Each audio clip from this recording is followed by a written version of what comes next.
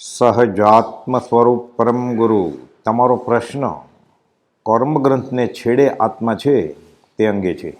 મુનિ શ્રી દેવકિરણજીને સંવંત 1955માં નરોડા ક્ષેત્રે પરમ કુલદેવે પ્રકાશેલ કે કર્મગ્રંથને છેડે આત્મા રહે છે. વજરામૃત 60માં પરમ કુલદેવે 10 વૈકાલિક સૂત્રની ગાથાઓનું ગુજરાતીમાં ભાષાંતર કર્યું છે.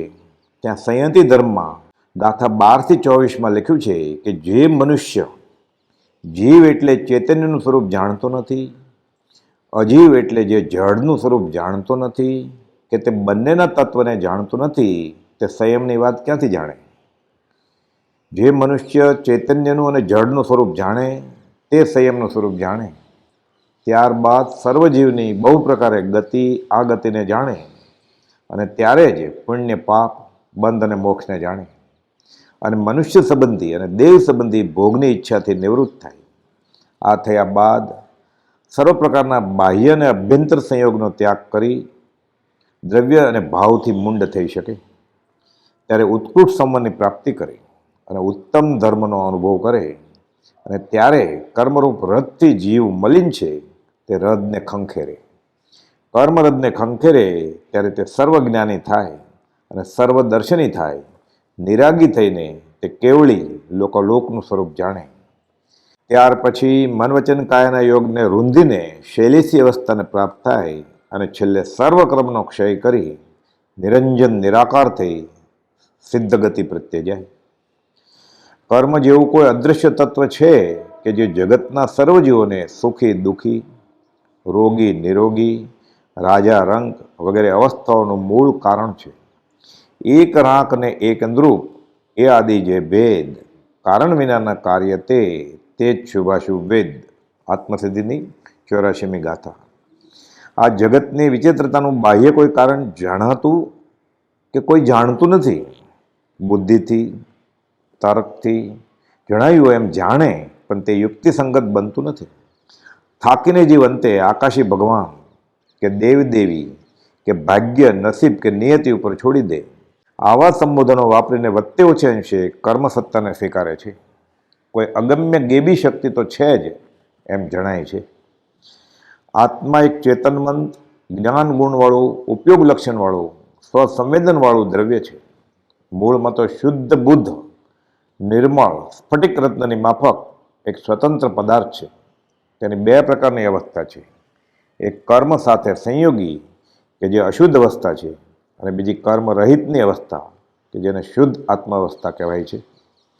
સંસારી જીવો બધા જ અશુદ્ધ અવસ્થાવાળા છે અને આ મલિન દશા એ આત્મા અને કર્મનો અનાદિનો સંયોગ સંબંધ છે તેને લઈને છે. જડ ચેતન સંયોગા ખાણ અનાદિ અનંત કોણે કરી? કોઈ ન કરતા તેનો ભાખે જીન ભગવાન.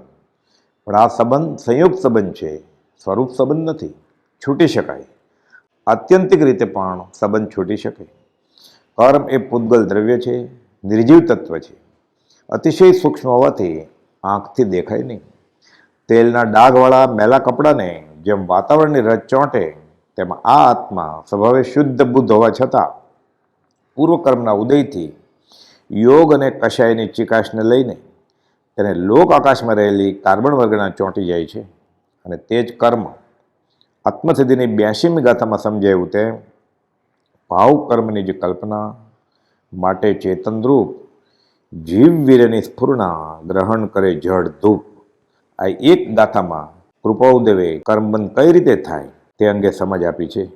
જ્યારે આ આત્મા કર્મરહિત બને છે, શુદ્ધ બને છે, ત્યારે આત્મા કર્મને બાંધતો નથી અને કર્મ ન હોવાથી ભોગવતો પણ નથી, અર્થાત અકર્તા અને અભોગતા છે. પરંતુ જ્યારે અશુદ્ધ અવસ્થાવાળો છે, કર્મ સહિત છે, ત્યારે વિકારી હોવાથી કર્મનો કર્તા ભોગતા બને છે. શરીર અને ઇન્દ્રિયો માત્ર સાધન છે, કર્તા ભોગતા નથી. પરંતુ શરીર અને ઇન્દ્રિયો દ્વારા આ આત્મા યોગ અને કષાયને વશ થયો અને કર્મો કર્યા કરે, પૂર્વબદ્ધ કર્મો ભોગવ્યા કરે. અધ્યાત્મ દ્રષ્ટિએ આત્માની શુદ્ધ દશા જાણવા જેવી છે કે જેથી તે પ્રાપ્ત કરી શકાય. તેવી જ રીતે અશુદ્ધ દશા પણ જાણવા જેવી છે કે જેથી તેમાંથી બચી શકાય. ઉપાદેય ભાવો જાણવા જેવા છે, એ ભાવો પણ નિવૃત્તિ માટે એટલા જ જાણવા જેવા છે. દોસ્તી માટે હિતેચ્છુ મિત્ર જેમ ઓળખવા જેવો છે, તેમ છેતરાઈ ન જવાય તે માટે દુષ્ટ મિત્ર પણ ઓળખવા જરૂરી છે. આત્માને ઉપાદેય ભાવે જાણવો જોઈએ, તેમ હેય ભાવે તેને લાગેલા કર્મો પણ બરાબર જાણવા જોઈએ. આ સિદ્ધાંતને આધારે પૂર્વે થઈ ગયેલા ગીતાસ આચાર્યોએ કર્મ વિશેને સમજાવવા ઘણા શાસ્ત્રો રચ્યા. મુખ્ય ગ્રંથ કર્મગ્રંથ છે. તે જ પ્રકારની માહિતી સભર ગોમટસાર ગ્રંથ છે. આ કર્મગ્રંથોના કર્તા આચાર્ય શ્રી દેવેન્દ્ર સુરીજી મહારાજ છે. તેઓના ગુરુજીનું નામ શ્રી જગચંદ્ર સુરી સુરીજી હતું અને તેઓ સતત તપ આચરતા હોવાથી તેઓના તપ પ્રભાવથી પ્રસન્ન થયેલા ચિત્તોડના મહારાજા જેત્રસિંહે તેઓને તપ્પા બિરુદ આપ્યું હતું. ત્યારથી આ ગચ્છ તપાગચ્છ નામે પ્રસિદ્ધ થયો. અને બીજા આમના પ્રમાણે ગોમટસાર તેના બે ભાગ, એક જીવકાંડ અને બીજો કર્મકાંડ. આ ગ્રંથનું બીજું નામ પંચસંગ્રહ છે. અહીં પણ જીવ અને કર્મનો સંબંધ કઈ રીતે થાય અને કેવા કેવા કર્મો બંધાય તે અંગે લંબાણપૂર્વક સમજ આપી છે. આ ચરણકરણ અનુયોગને 4 અનુયોગમાં હીરાની ખાંડની ઉપમા અપાય છે. જીવ જે રસ્તે જે રીતે બંધાયો તે આત્મજ્ઞાનીના વચનને આધારે સમજાય તો તે પ્રકારની સમજ તેથી નિવૃત્ત થવારૂપ કાર્ય કરે જીવને મોક્ષ દશા પ્રાપ્ત થાય છે. આ પ્રકારની ઊંડી સમજ વચનામૃત 530માં પરમ કૃપાળુદેવે ગાંધીજીએ પૂછેલ કે આત્માને કર્મ નડે કે કેમ તેના જવાબ રૂપે પાઠવેલ. આત્મસિદ્ધિમાં પણ ગાથા 99માં જણાવ્યા મુજબ જે કારણ બંધના તે બંધનો પંથ, તે કારણ છેદક દશા, મોક્ષ પંથ ભવઅંત, કર્મના ભેદ, પ્રભેદ અને સ્થિતિ અનુભાગ, પ્રકૃતિ અને પ્રદેશનું સૂક્ષ્મ અને સંપૂર્ણ વર્ણન વિતરાગ દર્શનમાં છે. તે જાણી જીવ જ્ઞાનીના બોધને આધારે છૂટવાનો માર્ગ આરાધે તો ચોક્કસ છૂટે. આ કર્મગ્રંથની વાત હૈયે બેસે.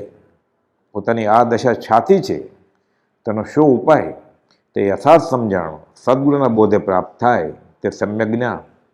જે જ્ઞાને કરીને જાણ્યું તેની શુદ્ધ પ્રતીતિ આવે તે સમ્યક દર્શન કે સંકેત.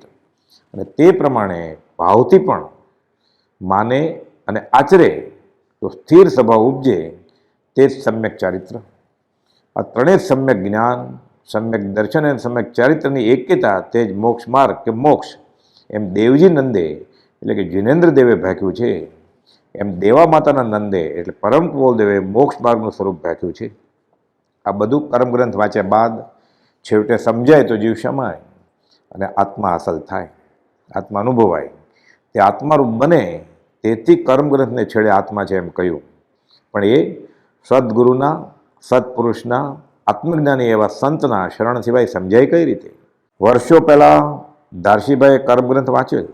ઘણા અભ્યાસી અને સાધુ સાધુની પણ આગમ અંગેની ગૂંચ ઉકેલે પરમ કૃપાળુદેવે ધારશીભાઈને કેવળ જ્ઞાન ઉપર નિબંધ લખવા કહેલ. કહે છે હું શું લખું? પરમ કૃપાળુદેવ કહે છે લખો. લખ્યો અને છેલ્લે એ નિર્ણય ઉપર આવ્યા કે આ ક્ષેત્રે આ કાળે કેવળ જ્ઞાન સંભવે નહીં. કેમ કે વજ્રષભ નારાયણ સિંઘણ આ કાળે ન હોય તેથી. આ વાતનો વિશેષ ખુલાસો આ સમયે કંઈ થયો નહીં. સંવંત 1955માં વઢવાણ ક્ષેત્રે અમદાવાદના સોમચંદ માસુખરામને પરમ કૃપાળુદેવે ખુલાસો કર્યો કે અમારું શરીર વજ્રષભ નારાયણ સિંઘણ છે. આગળ જતાં ધારશીભાઈને આ અંગે જાણ થઈ અને ફરી કર્મગ્રંથ વાંચ્યો ત્યારે ખબર પડી કે સંજ્ઞાન પણ બદલી શકાય છે. પણ આ વખતે હવે ઘણું મોડું થઈ ગયું હતું. પરમ કૃપાળુદેવે અંબાલાલભાઈને, મુનિ દેવકરીનજીને અને ધારશીભાઈને તેમજ બીજા જિજ્ઞાસુઓને કર્મગ્રંથ વાંચવા સૂચવેલ. મુનિ શ્રી દેવકરીનજી મહારાજ જે શરૂમાં વેશને સાધુપણું માનતા હતા, તેઓને પ્રભુશ્રીજીના સત્સંગ સમાગમના બળે જણાયું કે પરમ કૃપાળુદેવ કોણ પુરુષ છે. ખબર પડી કે આત્મા તો જાણ્યો તેણે જાણ્યો છે. બધા આવરણો જાય ત્યારે આત્મા અનુભવ થાય. એ રીતે આત્મા કર્મગ્રંથને છેડે છે એટલે બધું જાણે પછી બધા કર્મો ખપે ત્યારે આત્માનો અનુભવ થાય. અહેસાસ થયો. લખે છે હું વેશને સાધુપણું માનતો હતો. લિખિત લિંગધારી દેવકરીના પ્રણામ. શરણ આપજો અને સંભાળ લેજો. મેં આત્મા જાણ્યો નથી, પણ પરમ કૃપાળુદેવે જાણ્યો, જોયો, અનુભવ્યો અને તે રૂપ થયા તે મંજૂર કરવાનું છે. આ જોખમદારી વગરનો સહેલો રસ્તો છે. કેમ કે આ બધું ઠેકાણે ઠેકાણેથી મળે એમ નથી. તે આ કાળમાં પહેલો, છેલ્લો અને સહેલો માર્ગ પરમ કૃપાળુદેવના શરણ અને આશ્રયથી આ મળે એમ છે. અને જ્ઞાનીની આજ્ઞાનો આરાધક તો અંતર્મુહૂર્તમાં પણ કેવળ જ્ઞાન પામે. આ કાળમાં પણ તે પામી શકાય. કૈનર પંચમ કાળ મેં દેખી વસ્તુ અભંગ સહજાત્મ સ્વરૂપ પરમ ગુરુ.